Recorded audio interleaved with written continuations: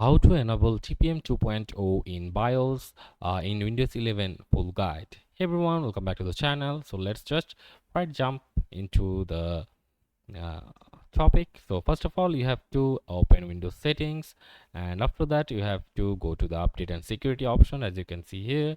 And after that you have to click on recovery, and after clicking on recovery you will see advanced startup options like this, and you just have to click on restart now from here. And after you're restarting, you will see an option like this on your desktop PC.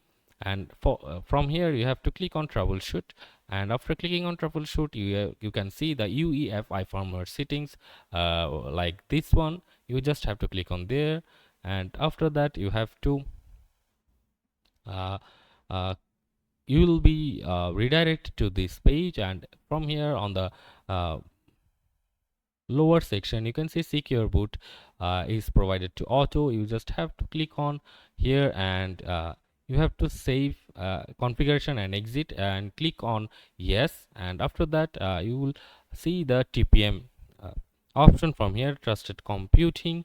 And after clicking on there you can see there is physical presence spec versions, TPM 2.0 interface type, and devices select is auto. And here and you have to just click on the device select from here, and there will be the option TPM 1.2 or TPM 2.0. You just have to click on TPM 2.0 and just save and exit the setup, like on save configuration and exit.